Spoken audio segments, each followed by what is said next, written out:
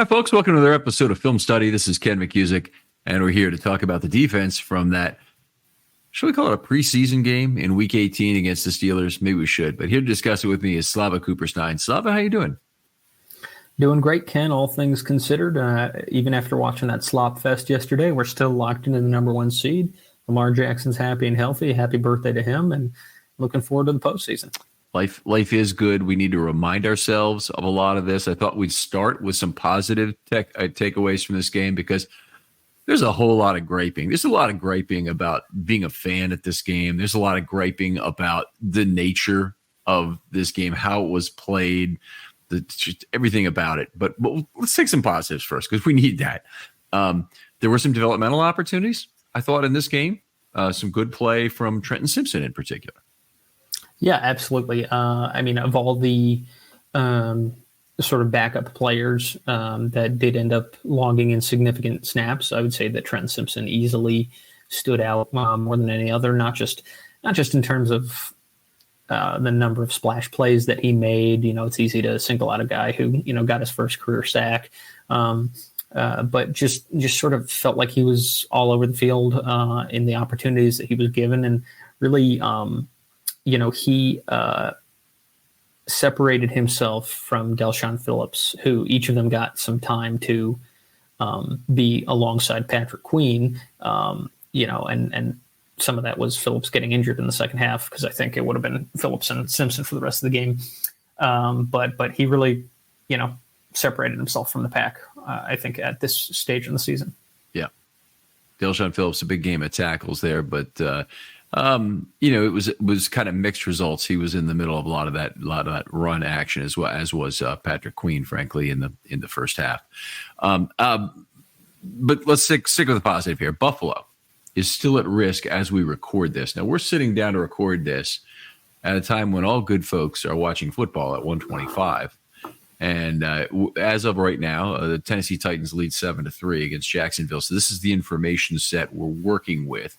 Right. But we are fans of the Jacksonville Jaguars in a big way, and we'll get to that more a little later. And Buffalo is still at risk. They will play tonight, and if Jacksonville wins the football game today and Buffalo loses tonight, Buffalo's out of the playoffs. Yeah, it's a very high stakes game for both Buffalo and the Dolphins, and really the whole composition of what the AFC playoff is going to look like. I think if I had to pick one other thing, I'd say the Ravens came out of this game what appears to be reasonably healthy. Now, they had a couple players leave the game early that have me marginally concerned. Odafe Owe grabbing his shin, it looked like, in the first half when he got out. He only played, about 7, 8, 9 snaps, something like that. And then later in the game, of course, Geno Stone left. And Stone and one other player were injured on the same play. That was Phillips. Phillips, yeah. Hopefully the Phillips injury is not serious either. He's an important part of the Ravens. He's an important backup for the Ravens, but also a very important special teamer.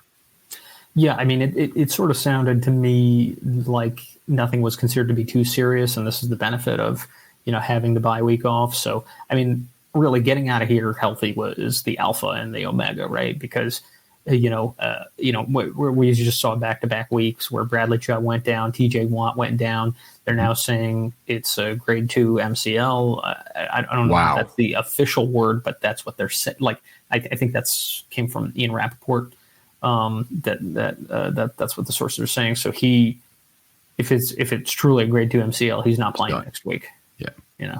So, I mean, those are tremendous losses. And luckily we were in a position where we were able to rest a lot of starters, which I also think is something that we can touch on later, because I think there were some questionable practice squad elevation decisions that could have aided this team defensively. We probably want to hit on that. Obviously, the second practice squad elevation significantly surprised me. It did not surprise me that they wanted Adams as the first one, but it really surprised me that Ben Mason is the second. And they ended up playing this game with 3 safeties. Guess what? They ended up losing a safety during the game to go down to 2, as can happen. And I know they had a backup plan in there somewhere. They had probably had somebody who was going to move to safety during the game, and they have players like Stevens if you needed him to do it, or Pepe, who I don't believe he didn't see any defensive action in the game, who could have moved there. But it was still an odd decision set there. I would go so far as to say it was an outrageous decision, Ken. Ben Mason. So, it's one thing to say, all right, we're going to elevate Ben Mason. He's going to take all of the fullback snaps, and he might even take some tight end snaps to relieve, likely, who's a really important star. Ben Mason played one snap in the entire game. Waited because while I was watching yesterday, I noticed Ricard a number of times, didn't notice Mason once, and I said, okay, well, maybe I'm just didn't bother to look up his number, but maybe I missed it. He took one snap. If you're going to play a guy for one snap, I mean, it is ridiculous that you wouldn't,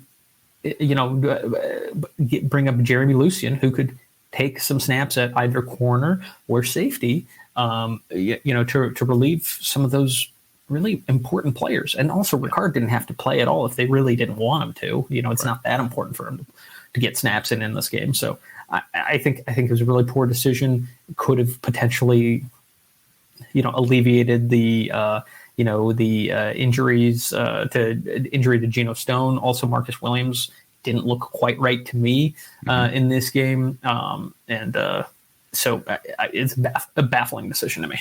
Yeah, it was certainly an odd one, and maybe we talk about that first because the Ravens were not able to rest everybody they'd like in this game. If you just want to say, hey, let's sit the whole freaking team while we're at it, well, there isn't a mechanical way to do that with roster construction the way it is. So they ended up with their whole offensive line active, for example, with the exception of Kevin Zeitler, who sat.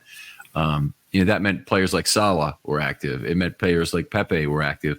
Those guys didn't play on offense or defense. I don't think Salah played at all, by the way. I don't think he even played a special team snap. I don't believe he did. Yeah. So Williams was out there at least on special teams for 18, 19 snaps, something like that. But he didn't see any action on defense in a game where he probably should have. And you're right. I mean, I think Lucien would have been the guy who would have made a lot of sense. He's a pure safety. He's one I think the Ravens are looking forward to seeing in the future. If he can take over a role from Geno Stone, say next year, it just makes all sorts of sense. Adams has no long-term future with the team. They're renting him on a vet min contract, so it's not expensive, but they're renting him. And Williams will be here next year, so we know that. And we know that Hamilton will be next year, but we sure as hell hope he's playing slot corner. So I think in most situations of the world, the Ravens will have another safety on this team who was not on this roster yesterday. By the way, it could be Darryl Worley, returning from injury. But I don't think he's going to be a guy that they have as the second safety. And they're saying, yeah, we're really excited about him being the starting safety next to Williams. It might work out that way. I'm not saying no chance in hell because, hey, Worley surprised on the plus side in a lot of ways this year that were positive. I just don't think they're going to go into the season with him as their starting strong safety. Yeah, I think he's valuable depth. But then, you just kind of look at like what the composition of the defensive backfield looked like yesterday, right? Like aside from the guys that were inactive, Darby didn't play ostensibly because he was still feeling the effects of whatever injury illness kept him out of practice all week. So he didn't play a single snap, which left Stevens to play every single snap. That's correct. Which is really a serious, thing in this stage of the season. And also, with Worley being injured, you just have your back, your secondary is just very depleted. So it just compounds the, how confounding of a decision it was to not have an additional DB there. It's not like it's the end of the world from a winning or losing the game perspective. It's just that if you're really trying to keep your players from being injured and you're trying to evaluate somebody who has a future on this team, potentially, just didn't make a whole lot of sense. Yeah. I'm with you entirely. So let's move on a little bit and talk about the weather, because that was something on everybody's mind yesterday. I can assure you, if you went there, it was. I by the way, I've been to games where it's been as low as 0. I went to the Mile High Miracle game where the wind chill was a negative number. I don't know, -6 or what it might have been, but it was down around single digits. Anyway, let's put it that way, with a significant negative wind chill for that Mile High Miracle game. I can tell you without fear of contradiction that 35 and rainy is a lot worse. Okay, you can get a little frostbitey, but you can also prep for a dry and awful 5-degree day. Yeah. But you can't really prep for 35 and rainy. And I just want to say we got a very nice gift for my birthday from some old friends that was a certificate to REI. So we go to REI and we picked up. First of all, REI's prices are absurd. Okay, and obviously you're not advertisers of us, and we're not going to protect your brand here. Just what you get for a $200 gift card is almost nothing. So we got a couple of pairs of gloves, we got a dog toy, and I think we've gotten a hand warmer. No, got a couple mugs. In fact, one of these mugs I'm holding up right here for Slava here. So it's not very much for $200 that you get. But these cheap pair of gloves, they're waterproof. And I'm like, this is exactly what we need for football, because it's the waterproof that's been the problem in the past. Those gloves were nowhere near waterproof. You put them on, my hands wet on the inside. I squeeze them and there's water. They stay wet forever when they come in from the things. I just want to say thank you for some really lousy gloves and overpriced. I will tell you that REI has a 1-year return policy regardless. Oh, really? Yes, regardless of whether you wore it or not. If you're unhappy with it, you can return it. Okay, but then I have to buy some other overpriced thing with it, or do you think I can actually get cash? No, you'd get store credit. Yeah, see, there you go. That's the trick. Maybe I can buy $200 worth of dog toys there, because the dog is very happy with Mr. Fox. I can tell you that. Very happy with that. Excellent. All right. Well, anyway, it's the worst possible football weather. So it was a rare situation where you go in, the weather is just atrocious, obviously. A kind of weird situation happened to be in line, by the way. And it was this microcosm of the thing. And I don't know why, but I think in terms of analogies a lot of the time. And so these funny things happen to you, and you realize how much this is a microcosm of everything going on around. So we're in line going through the metal detector. And as we are literally the next person in line to go through a metal detector, a guy in front of me goes, "Here, why don't you take this beer? I can't use it now." I'm 5 seconds behind you. Economic conditions have changed. If you're looking for a tax write-off here somehow, I'm not a charity. I don't know what he was thinking. I think maybe he had used a good number of beers right before that. Could be. Kudos for that guy to know his limits. There you go. So you knew you couldn't try and sneak it in. I guess was part of the thing. But I thought there was probably a perfectly nice guy. He laughed about it when I said about it, but it was one of those gestures that was somewhat hollow in terms of nature. Yeah. This is otherwise like an exhibition game. I think we'd agree in many ways. Everyone gave away or sold their tickets, so it's a lot of Steelers fans there. Lots of no-shows in the remaining seats, which is a common problem. And you have lots of people who don't otherwise get a chance to go to a football game. So they get given the tickets because somebody else got given tickets because somebody else gets given the tickets often. And they show up to the game and it's like, this is something they have been to. Of course, they are in the group that leaves early because they're not invested in that ticket the same way. And they're, it's a different type of crowd that you get in a game like this, and nothing bad about that. Great to have some other people get to enjoy football, both air quoted words, but something.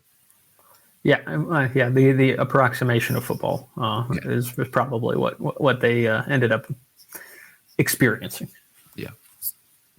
So we had lots of folks leaving at halftime, and I'm not too proud to admit that included us for this game. I just looked over at my wife, and she was miserable. I knew we were going to have a lot of time we had to go through in terms of analyzing this, and I said, for what we're seeing here, this just is not worth it. We'll sort this out. These damn gloves, which have the 1-year return policy, thank you, are still keeping my hands frozen solid. So anyway, we'll let that go. I swear. But in even though it was like a preseason game in some ways, it lacked most of the things I really love about preseason football, and that is that you get to see a whole spate of players that are coming up with a real chance to perform and succeed. Yeah, I mean, certainly you really sell you see why certain players are starters, and you see why certain players are backups. And of course, the Steelers have everything to gain by playing their entire starting lineup and playing hard and playing fast, whereas the Ravens are just, for the most part, trying to get out and get out healthy. And there were a couple players who, like we mentioned, Trent Simpson, Tavius Robinson, some other players that, did have a little bit of incentive to sort of, play with a little bit of juice. And you saw that a little bit more than, but otherwise, I mean, from the very start of the game, the very first drive, it really felt to me, I think it was a run that got to like the second level, maybe Najee Harris. And it really felt to me like the DBs were like running very tentatively, Yes. like at 80% speed. Not just because they didn't want to tackle or whatever, but just because they wanted to remain sure-footed. Nobody wanted to, get one of those no contact injuries. It just felt like they were playing it very safe, and I can't blame them. Yeah, and I think they were told to. I mean, absolutely. You want to get right into this. I mean, if you played like that and it was a important game and Harbaugh saw you do that, you'd be on the bench. I mean, you'd be. There wouldn't be any question about it. You'd watch film. You'd be crucified for it in the film room, and then you'd probably hit the bench in the next week, and it would just not be acceptable. But that's one of the things about Delshon Phillips' game that I thought was nice was he had, first of all, he accumulated a lot of statistics. He packed the score sheet with 13 tackles, a forced fumble, pretty good game in coverage, but he also had 4 missed tackles in the game. Yep. And he's the only one trying in the middle of that defense. And the really big example is look right next to him at Patrick Queen. Patrick Queen had a incredibly low effort, low impact, hot yoga would be the wrong thing, easy exercise kind of game. Yeah, I mean, I honestly think that for Patrick Queen, the more important thing was getting whoever his partner was set, and putting them in a position to succeed. I mean, he chased a couple of guys down to the sideline, a few times, but I think it's pretty clear that the starters, to the extent possible, were given marching orders to say, let's play it safe. Right. I agree entirely. In watching the 2000 Ravens and remembering how they told their cornerbacks to keep it self, Starks and McAllister were enormous components of that team. They knew they couldn't really afford to lose either of them. And they told them basically to avoid the pile in terms of tackling. Don't get involved in those plays. And that's what I think we had really appropriate out of Brandon Stevens, who came back and I thought played very well in coverage, had really nice coverage down the sideline on one of the 2 long passes they attempted the whole day, pretty much. Yep. And also played generally otherwise well. It wasn't targeted a lot in this game. I thought it was good that he was not getting involved in tackling. Just generally, I think you're right on the money. I think they were told to do it, and I think it was a good thing for this team. All right. So the other thing the Ravens don't have to deal with, of course, they don't have the 90-man depth to draw on to bring somebody in the second half. So Patrick Queen left the game for Simpson and Phillips in the second half, which, by the way, I don't see any reason after watching the second half that Simpson shouldn't have been in there from the beginning to try and play a full game here. Totally. But he didn't. They decided for whatever reason Patrick Queen was going to play half a game. Then, of course, Phillips gets hurt and Queen has to go back in. And Queen really did not want to be there. And wasn't that many snaps after that, but the Steelers still ran the ball quite effectively on that last one. We have a note-taking mechanism we use where every run of 6 or more yards, we write down what were all the key blocks on that play that caused it to happen. And Patrick Queen's in a bunch of those notes. So are some other players, but Patrick Queen is in a bunch of those notes. All right. Let's talk about Buffalo, because this is one of the things that was the motivations component of this going into the game, was that the Buffalo Bills are a team the Ravens really don't want to see in the playoffs. Do you think that's on the Ravens' mind at all as they're playing the game?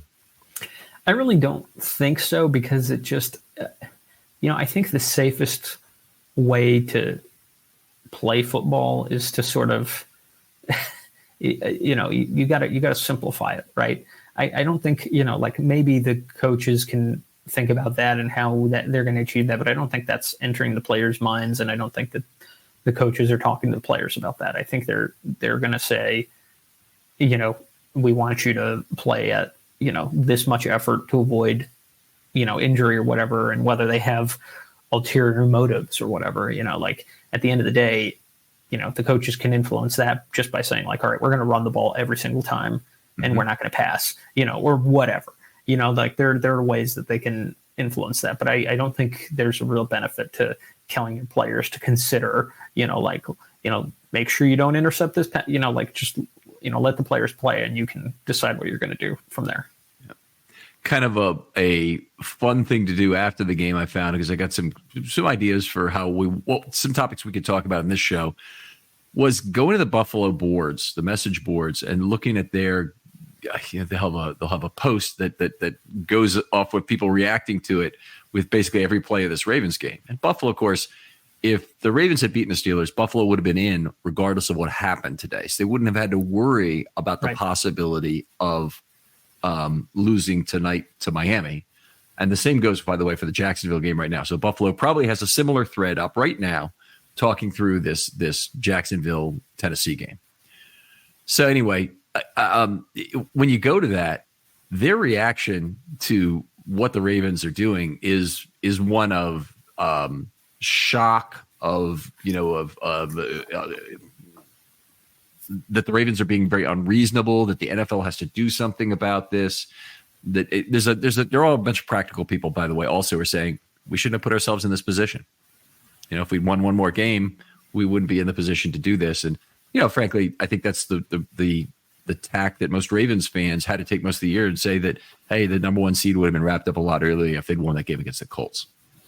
Yeah, that's exactly right. I mean, I can understand being a pissed off Buffalo fan, but if you're being realistic, I mean, they would never ever want to put Josh Allen and Stephon Diggs in a position to be injured or anything like that when there's absolutely nothing to gain. And either way, honestly, Buffalo was going to be playing tonight. I mean, it's nice to have that guarantee, but Buffalo is playing to win the AFC East tonight. Right. So, they have every incentive to play.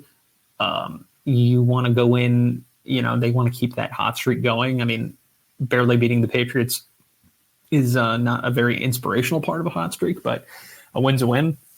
And so, they're just going to have to put on their big boy pants and do it, just like Ravens did it, the last 3 weeks before this one. And honestly, I'm surprised that Miami is as close an underdog as they are even at home in this game, the way that Miami is beaten to a pulp right now in terms of who they can actually put on the field with no Bradley Chubb and multiple other injuries. We don't know that Tua is right, for example, among those other things, but they're going to take the field. They're going to try and win that football game.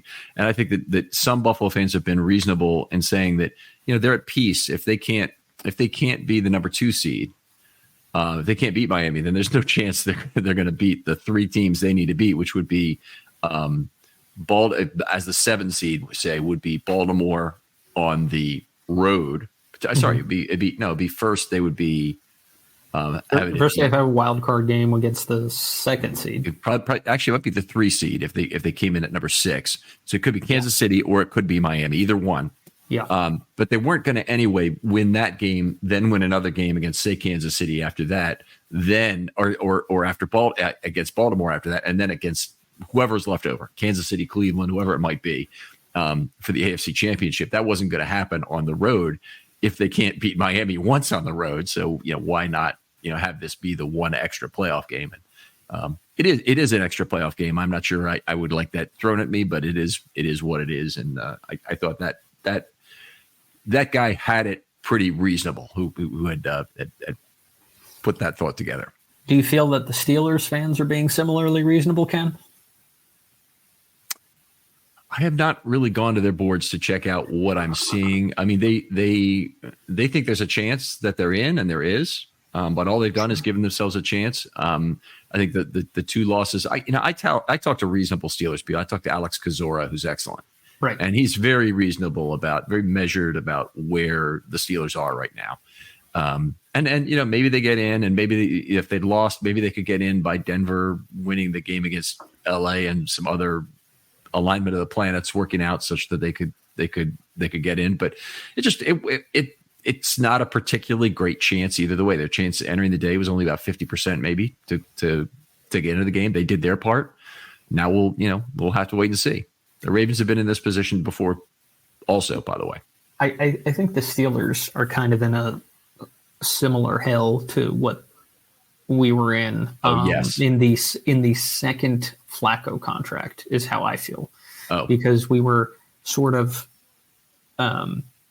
consistently competitive, but sometimes making the playoffs, sometimes not making the playoffs. And aside from that 14 season, didn't really have a realistic expectation that you were going to make much noise when you got into the playoffs, but you weren't really bad enough that you were getting, that anything was going to change, right? Or that you were going to get any, considerable draft picks. It took Joe Flacco to tearing his ACL for us to get Ronnie Stanley. And I think Alex has sort of mentioned this, like, he sort of like is like, well, the standard apparently now is, 9 and 8 seasons. And that's really not, and going to the playoffs really, TJ Wattless isn't really doing the Steelers any favors, but they'll be quick to point out, at least on Twitter, that they're 5-1 in the division. Okay, well, it is what it is, and that's great. Sure. Take the victories you can from a season like this.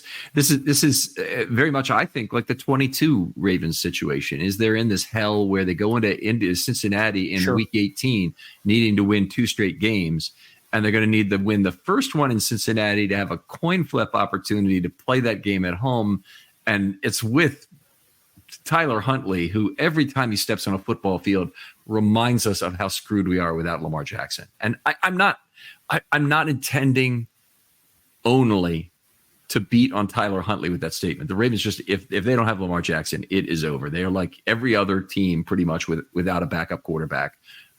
They're completely cooked if he can't play. Could they maybe get through the end of a game where Jackson had some, irritable bowel syndrome and it needed to finish it off? Maybe. Okay. But depends on the score at the time. But could they ever go through an entire game without Huntley against a playoff team? I really just don't believe that's ever in the cards for the Ravens. There was a who was I'm trying to think of Gruden. When Gruden wasn't a coach, he was sort of in the media.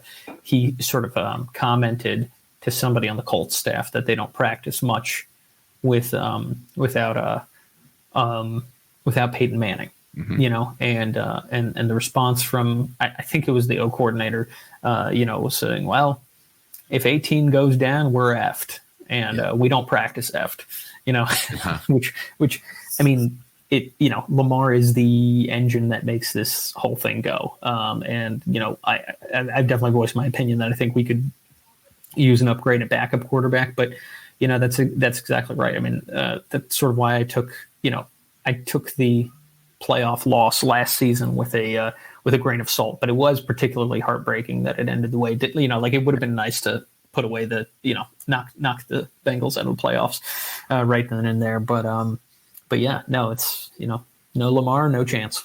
Yeah. All right. Let's see. I guess it's the Ravens now who get to really be concerned now with Sunday's results. Jacksonville, of course, if they are not able to close out the Titans in Nashville, that Buffalo game tonight will be played for a lot for both teams. Buffalo will really need to win the division, and the Ravens will be rooting for them to do so, because if they don't, they become the 7th seed. They go to play Miami again next week. We'll probably beat the crap out of them. I'd have to believe, even if they lose this one, they'd be certainly favored to win that game a second time, unless there's injuries that occur, of course, tonight. Yeah. And then they'd be the most likely team that the Ravens would face in the first round at Baltimore. It's not an insurmountable task. I think the Ravens are legitimately better than every other AFC team, but I would not be anxious for them to face Buffalo in that very first game. I agree. I mean, Josh Allen is one of those guys that is capable of taking over in any game. He's definitely a tall order. But it's also, I mean, if we If you found a $100 bill on the ground, you wouldn't walk past it. So don't pass up a chance at easy cash with MyBookie. MyBookie has the biggest online selection of odds and contests to fill all your sports betting needs, anytime, anywhere. So you can turn that sports knowledge into cash in your wallet. Bet on the NFL, college bowl games, or play for your share of big cash prizes in the weekly blackjack tournaments. And if you've been waiting for the right time to get in on the action, that time is now. Make your winning move today. Sign up at MyBookie and use the promo code RAVENS to claim your deposit match, redeemable up to $1,000. Again, that's promo code RAVENS to claim your bonus. Experience the thrill of sports betting right from the comfort of your home. Bet anything, anytime, anywhere with MyBookie. get to go through Buffalo and then go through Kansas City en route to the Super Bowl. I mean, that's it's a little bit of revenge over the past few years against teams that have sort of been a thorn in our sides, or have Joe Flacco come home. Either way, there's a lot of fun storylines, and Ravens should be confident whoever they're playing against over the next hopefully next 3 games that they play. Yeah. All right. We saw the Ravens again struggle against the run in this game, and now we'll get into some of the actual football here. Is this anything that concerns you entering the playoffs? Is there a lingering impact from this game and giving up so many yards to the Steelers? And it was a lot of aggregate yards. It actually wasn't too many yards per carry in total, 4.0, but they ran the ball pretty much at will. The Ravens knew it was coming. Sure. And they had a lot of difficulty stopping it. Yeah, I mean, you just look at how many players have been injured, in pileups this season, and you can't help but think, that they had very specific instructions on how they were going to swarm to the football and what that was going to be like. I think what they were really trying to do was have everything bounced to the outside. I think that was their preference because actually, when you saw some of the best tackles in the game, it was when Najee Harris or the other running back, I can't remember his name right now, but yeah, when they bounced it to the outside and they got, taken down, I think that's when the defense was most engaged. I'm not too worried about it. I mean, Kyle Hamilton is hugely important to the run defense, in my opinion. And, they're, absolutely. Yeah. I mean, Roquan's not playing, and those are just 2 tremendous, important players in the spine of the defense. I think they were just trying to get out healthy, make it respectable, which they did. Mm-hmm. Yeah, I would agree with you entirely. I'm really not entirely concerned. I didn't like to see it. I didn't really like to see it on a wet field for a lot of reasons. Obviously, I don't want the extra injury risk, but also I don't like. I mean, the Steelers didn't pass the ball at all in this game, and I know Rudolph went 18 of 20, and the Steelers fans are probably saying they eviscerated the Ravens. Blah blah blah blah blah. I mean, you look at it, they had two passes the entire game that were over 8 yards. Yeah, a 13 and a 71, and that 71 was thrown with some zip on it, and it was Yassine was not ready for that sort of a coverage opportunity against Deontay Johnson, and Williams didn't seem to be in the right place either. On that one, Agreed. He wasn't really trying to undercut the play. He just did not respect the throw to Johnson. He didn't think he was going to go down the field. So sort of felt like they were almost caught unawares, caught flat-footed, just not ready for it, and that can happen in any game really. I think where the concern comes in is that you just sort of like. There's just sort of this visceral feeling like when you watch your team and it just looks like they're struggling and you're just like, really, like this doesn't feel good. The last 3 weeks before this felt great. This does not feel good. I don't feel good going into, and now it's going to be like a whole bye week, and there are going to be people who are just naturally going to agonize. But aside from the fact that a lot of players were not playing full tilt on defense, aside from the fact that you didn't have a lot of players who are starters not playing, you also didn't have key pieces on offense. And football is, if nothing else, a complementary game, right? Yep. You didn't have some of your top receivers. You didn't have Lamar Jackson.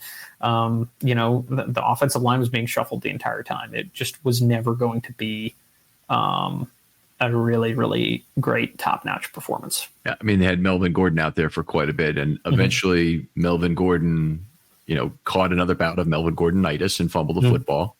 And, sure did. And it came at, like fumbles ever really come at an opportune time. It came at about as bad a time as it can for purposes of potentially trying to deliver this football game. Ravens lost the snap count 62-57.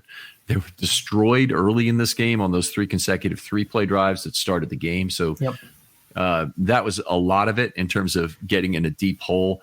Very apparent both teams, and this was a good thing for the Ravens, that the Steelers also wanted a shorter, less injury-marred game for whatever playoff hopes they have. Yeah, unfortunately, it didn't quite work out for them. Sort of a freak-ish accident, taking out TJ Watt's knee.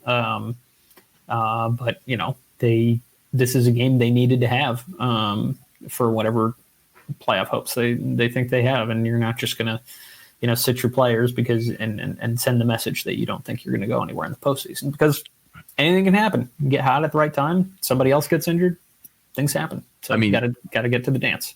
They are very excited about the quarterback they have now. He's now played, if you include this one, and I would, in terms of it wasn't a counterexample to him playing well, though if they had played better the last couple of weeks before this. I mean, Rudolph had been tremendous in terms of turning the offense around and how much they've done. So, he didn't going 18 of 20 in those kind of conditions. There's nothing about that which makes your situation less than it was before. It wasn't a lot of throws down the field or throws trying to get between level 2 and level 3. There wasn't really any of that in this game. Well, if you remember, Ken, there were people last season who suggested that we should be going with Tyler Huntley in the future, and some of those people were national media who get paid to have crap opinions. It's the most popular guy in the city is sometimes the guy holding the clipboard, right? There you go. And this is Lamar Jackson literally could have made $80 million this year, and it would have been a worthwhile salary for him to make. The Ravens, should have felt like they could certainly, if you could have Lamar, if you had to do without Ronnie Stanley this year, and had just Lamar Jackson's play, you certainly gotten complete value for the 2 salaries paid. But totally.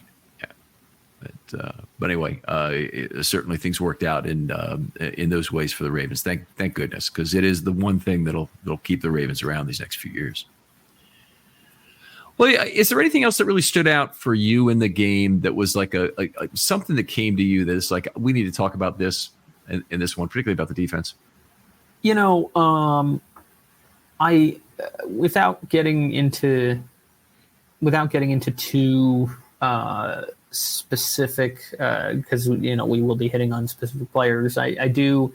It was interesting just to sort of see what life without Patrick Queen might look like. I mean, Patrick Queen played on the field pretty much the entire game, but if you just sort of substitute Roquan Smith in for Patrick Queen in your mind, you sort of look like you sort of got a glimpse of what having not having one of those two guys kind of looks like.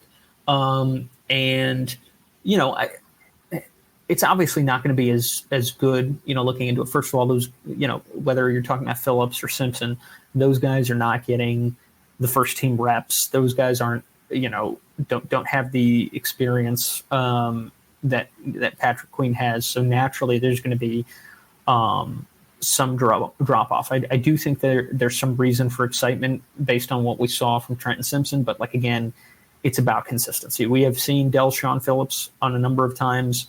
I think he's had some better games than he had yesterday, but he wasn't awful by any stretch yesterday, and particularly considering the conditions. But it is a drop off, and so I think it's really valuable for the Ravens to see what life without PQ is going to look like, and sort of think about are the replacements that we have sufficient? Are we going to need to bring somebody in? Are we going to Are we going to platoon? How are we going to operate? And I think that's an important question for 2024. Let's talk about that for a second there, because I think what I saw from Simpson yesterday, this guy's very similar to Patrick Queen in a lot of ways. Now, I might have seen more physicality on the edge that I really liked, stretching out some plays that was positive. But if you look at the sack he had and the blitz coming from level 2 is well disguised. He was way too quick for the right guard to move over and pick him up, who would have been responsible. And Daniels wasn't looking to do that. He just had his attention misdirected towards the nose of the 3-tech. I forget which one it was on that side.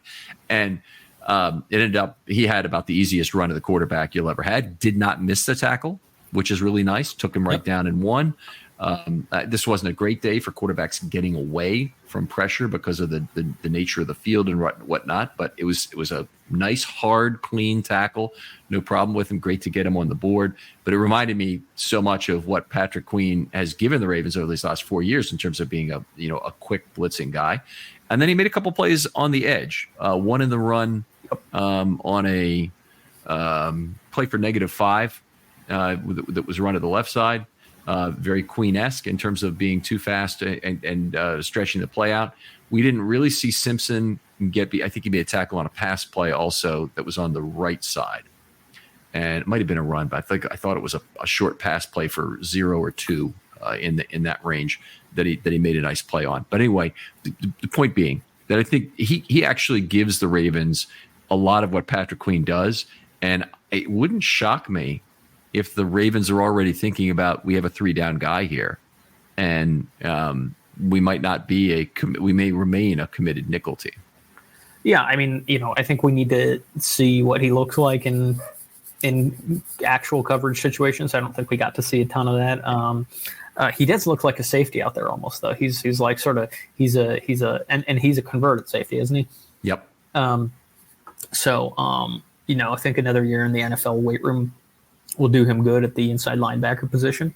To your point, it may not be easier for quarterbacks to move around in the rain, but it also isn't easy for, pass rushers to get off in the rain. So he was able to have the explosion that he had, which was impressive. It's just a question of, are we getting Patrick Queen or are we getting Kenny Young, right? Or something in between, right? Both of those guys could move really fast and kind of wow you. But what I would say is very different from the cautionary tales of, Owasso and Kenny Young is that those two guys were put together and those two guys were not ready to be next to each other. Whoever is going to be playing, Patrick Queen's spot next season is going to be, next to Roquan Smith, and that's going to help elevate their game and they're going to learn a lot. And I think they're going to learn a lot very quickly. At the very least, we have some players that are going to be able to be depth pieces or going to be part of what could be a really interesting competition going into next season. Yeah, Kenny Young, I just took a look and see how long he's been retired from the NFL, but he last played on defense in 2021. So it's been a while. So he played a few special team snaps in 22, but has not played at all in 23. I think the discussion of what they do in a post-Queen era, we talk about a little bit in the package thing. So let's go through that fairly quickly. I do not want to spend a lot of time on packages today. Does not matter how many yards per package attempted the Ravens gave up in this game. I think we all agree on that. But they use a very basic array. Nickel, they split between some standard 28 times, uncovered 1 time. No big nickel in this game. They only had 3 safeties active. Adams was the third. They weren't looking to use a safety there, which, by the way, is another thing that's going to hurt the run game because Pittsburgh uses a bunch of tight ends, and it would really help to have a third safety there. What else do we want to say about this? 31 base snaps. They were really stacked up to stop the run and the slop. It did not. It wasn't uniformly successful. Obviously, they didn't give up a ton of yards per carry, which I didn't want to get into. But in base, I just felt like they could have been better than they were. But again, as you mentioned earlier, I think correctly, a lot of people making business decisions or told to make business decisions in this game. one jumbo set with 4 defensive linemen and 3 DBs. It's kind of interesting that they went to that. It was late in the game. I think it was on the very first play of a drive, and they still gave up a pretty significant run play on it. I don't remember if it was 6 or 8 or 9 yards, but it was like one of those in there. And they did it even when they put 4 defensive linemen on the field and had only 2 safeties in a corner, otherwise playing that. I think we'll talk a little bit about the season as a whole here, because this has been a really interesting Ravens season for being very uniform in terms of package. 14 times they played with 4 defensive linemen or more. And I think they might have had one with 5, but that's 1.3% of the snaps. A lot of goal line, some short yardage, one from the Steelers game, as I mentioned, few specialized situations, but obviously they're not using that very often. 192 base snaps. 17.5% of the snaps. Now, when you lead games a lot, you get into a situation oftentimes where you don't have to play nearly as much base as you might in seasons where you trail a lot and the other team is trying to sit on a lead by running the football. Yeah. No, the statistic every week was how many minutes the Ravens actually spent not leading. And it was, the lowest for a good portion of the season. I assume that I haven't seen the latest one, but I assume that that has remained pretty consistent as our AFC competition has floundered. And particularly given that many of our losses were, last second scores or field goals. So it would make sense that the base package we didn't have too much use for. This is now a lot of streaks got broken yesterday in terms of what was going on well for the 2023 Ravens, but one of them was they'd led in the last 2 minutes of every single game. And one of the things I'm kind of thankful for is that they weren't playing for anything yesterday. I would have hated for the Ravens to have been sitting on a 16-0 record and had to play this one out. Mm-hmm. Maybe even with everybody, wanting to jealously guard this thing that they could have. And we saw some players playing hard for the Ravens. Jadeveon Clowney and Kyle Van Noy, they're playing really hard. They're trying to get after the quarterback. But Clowney had some incentives he needed to get. Exactly. Yeah. Exactly. So when you have something to play for personally or for the team level, you're more likely to play hard, and probably you're usually the player who plays hard is less likely to get injured. I've often found you really don't want a guy playing soft being on the field at all, but such was the nature of roster construction is you couldn't make the entire change here.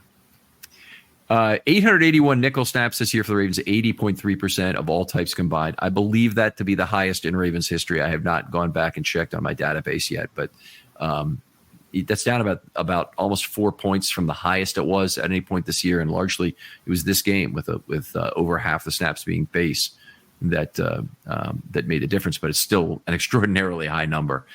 And the dime defense of your grandfather, or me, if you want to cast me in the role of your grandfather, who absolutely loves the dime defense and what it brings to third down, 10 snaps the entire year.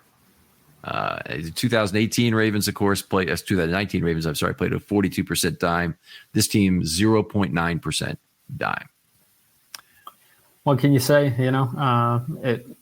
If it ain't broke, don't fix it. And, I think, Kyle Hamilton just gave them so much flexibility in that nickel defense that they felt that they got enough. It was the perfect balance of run support and pass coverage.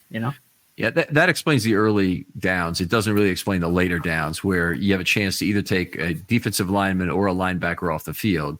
They didn't want to take Patrick Queen off. Okay, I kind of get it. They didn't want to take a second interior lineman off the field. Not sure I get that. And then they played a little bit of 32 dime when we saw it with just two outside linebackers, one down lineman, and 2 off-ball linebackers. We saw some of that this year, but we didn't see very much. And McDonald, he understands his own personnel. He has his plan for how to get the most out of them. Mine is more from an organizational perspective that this is not a defensive coordinator level decision. This is a organizational decision to play dime. And the reason it's an organizational decision is because you save a ton of cap space doing it. Sure. So if you want to have Lamar Jackson on your offense, part of the thing is you have to figure out, what can I do without that might otherwise be optimal. I'd love to have a unicorn at all 11 defensive positions, but I'm not going to anymore because I have Lamar Jackson and I have to pay him. So but I can certifiably, and the Ravens have proven this in the past, get away with a very cheap weak side linebacker position that I platoon among 3 people. Well, they'll certainly have the opportunity next season. Yeah. True dat. All right, let's move on. Talk about the pass rush, then we'll break this, and after the first segment, come back and talk about some individual players. Stop putting ourselves through this torture, damn it. The Steelers did not let the Baltimore pressure totally take over the game, but the Baltimore got a good pressure rate in this game.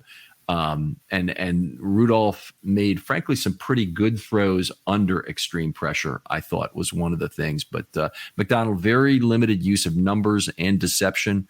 But the opportunity set, I thought that was Rudolph's big victory in this game, is he came out with a right on par performance for the opportunity set. Even though he went 18 out of 20, he was right on par in terms of yardage, despite all these little ticky-tack throws. He came out right on par in terms of yardage for the opportunity set. I'll go through that really quickly. ATS 6 plays for 97 yards. Obviously, that includes the 71-yard play.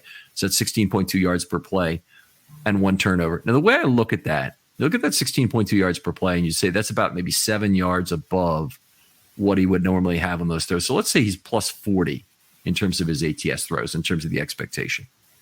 Ball out quick, 7 plays, 31 yards, 4.4 yards per play. I think maybe 5.5, 6 yards is maybe a normal for BOQ. So he lost about 7 yards maybe on those BOQ throws, especially considering the conditions. That's not an unreasonable thing. So he's still plus 33. And then you look at the pressure, and he had 10 plays for 2 net yards. So Ravens did a pretty good job when they got pressure. That included 3 sacks. They got a turnover, 0.2 yards per play. 3.5 might be normal. So think about losing 3.3 yards per play times 10 is 33. Well, what do you know? We're at 0. So it's one of these things where just extreme. By the way, that I'm wrong about that. It's 10 plays for 1 yard. I miscounted earlier. I remember we fixed it already in the spreadsheet and whatnot. The Clowney actually had a 9-yard sack and not an 8-yard sack, but still. Anyway, point stands that Rudolph about on expectation in terms of yardage for this slop fest for the opportunity set he had. Yeah, credit to him. He was steady, not spectacular, but he definitely got the ball in there on that one play and gave his guy a chance. I think it was Deontay Johnson who gave him a chance to make a play, and he did. And that's the difference in a otherwise close, sloppy game like this one. Yep, yeah, absolutely. They had 3 more sacks on 24-man rushes in this game, so they still got some coverage sacks despite the wet field, and that's something that oftentimes we saw this earlier, is that the receivers really make monkeys out of the defensive backs on a wet field, and they'll bite on more fakes, they'll get more separation, they know where they're going, all of that stuff. But Rudolph and Tomlin, I guess, were not comfortable letting the ball fly all over the field and try and make some plays down it. So they didn't really make any good attempt. One long opportunity on the left side that was fairly well defended by Stevens and just overthrown, and one against Yassine that unfortunately went for the distance. Yep, that was definitely a very good coverage by Stevens. It was just nice to see him looking to be fully back in good shape against a quality opponent. Back on the field, it was definitely a positive at all for me from just that perspective. But deceptive elements we'll talk about real quickly here. Off-ball blitzes 3 times, all singles, 0.13 per play. It's very low. McDonald often does a lot more than that, although he's been somewhat restrained this year. These are off-ball blitzes. It doesn't necessarily mean somebody doesn't drop and it's still a 4-man rush, because the Ravens do a lot of that. But only 5 yards on those plays, 1.7 yards per play. And they did get the 1 sack. That was the sack from off-ball by Simpson that was in that group. They stunted 4 times, 2 singles, 2 doubles, 77 yards, 19.3 yards per play. So guess which play that included? So in the stunts, that they included the touchdown to Johnson, of course. Simulated pressures 2 times for 9 yards, and 2+ elements 2 times for 6 yards. So there's nothing we can draw from those small sample sizes there. But the Ravens really held back the fact that sample sizes are small, they really were holding back on almost all elements of deception in this game. After halftime, we did not see much at all from McDonald. There weren't too many pass plays, but one rush of 5+, one off-ball blitz that was a Simpson sack, 4 stunts spread across 3 plays, and 0 simulated pressure. So again, like in the second half against Miami, they really went to almost nothing of a tricky, deceptive nature in that second half. Clowney, we talk a little bit about his game whenever you want. We can talk about the second part if you want. Led the contributors, 4 pressure events. He had a nice pressure where he set up Van Noy on his sack. Yep. And he had a sack, of course, himself and knocked the football loose himself once. Van Noy also did. Van Noy had contributions to 3 pressure events himself, and that was pretty much it. They did get a couple from Matabike in this game, but they had 10 total pressure events, and Van Noy and Clowney were certainly responsible for most of that. Yeah, I noted that when watching game that Clowney's sack was very reminiscent of one of those Suggs strip sacks with the arm just reaching out and batting the QB's arm. It feels like he ran around for like 12 yards before he got to it, but he got there, and no, it was good to see that those guys are continuing to bring a high motor and have some juice, and just the amount of pressure and the amount of sacks that they've contributed, particularly Van Noy, coming in week 4 or 5, just pretty impressive. Close to a season. Yeah, but part of me sees Jadeveon Clowney get the sack and say, I kind of wish he hadn't done that. That's another 0.3% of the salary cap gone for 2024. But on the other hand, boy, there's nobody who deserves it more. There's just nobody who deserves that money more than Jadeveon Clowney, who's had a fantastic year. I think he could really get paid this offseason. We'll see who's really willing to take a 2 or 3 year chance on him at this point. But he certainly looked like he has a lot of gas in the tank. I don't think that they can possibly make it happen with the Ravens, but he's going to get paid somewhere anyway. And fine year, fully deserving of the extra $750 from this game.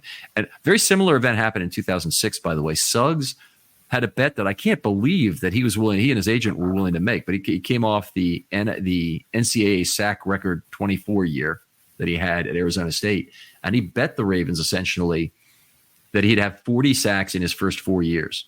And he came into that game against Buffalo at either 39 or 39.5 in a game that, if people remember it, in 2006, they needed that win to secure the bye in the first round that got them the pleasure of losing at home to Indianapolis. That horrible game.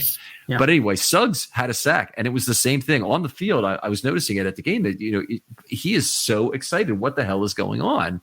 And sure enough, it was Suggs being excited about him getting his 40th sack over 4 years, and it was not a well publicized thing, but it was something like a $5 million escalator, I want to say, for him in terms of what was included. So it's non-trivial amount of money, right? And anyway, a real good one. Well, look, that small portion of the to me, that small portion of next season's salary cap is worth keeping the good vibes rolling. Yeah. A lot of times a team will, honor those incentives, even if they're not quite met anyways, just because a player has overperformed throughout the season and they want to do right by them. But luckily the Ravens don't even have to worry about that. Clowney delivered, and he looks to continue to deliver into the playoffs.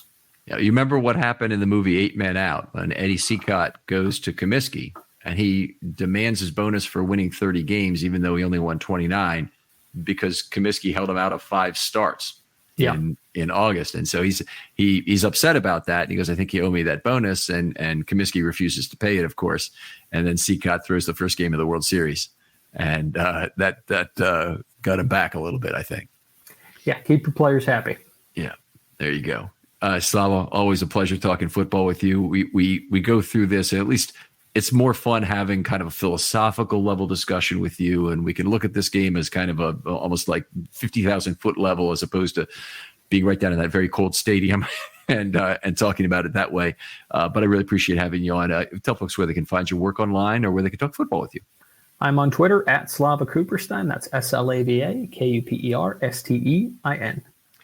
And Slava is, of course, also the co-host of One Last Thing, which is a show I'd highly recommend. Got a lot of very positive comments on that and the show with Voss on Friday Morning GM. But very happy to have both you guys. I hope we're going to be able to continue this in the future in terms of having a show, because there's been good content, I think, the entire year. And the latest one is a discussion in change of defensive philosophy for the Ravens that's out there. And it actually came out, I think, after the game yesterday.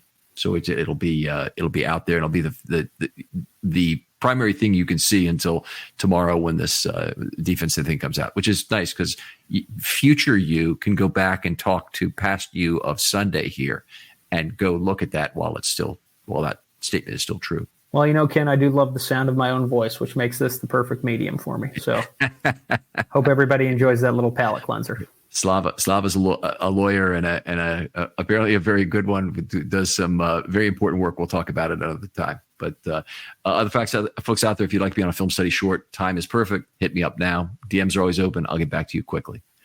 Slava, thanks again for coming on. Thanks for having me. And we'll talk to you next time on Film Study.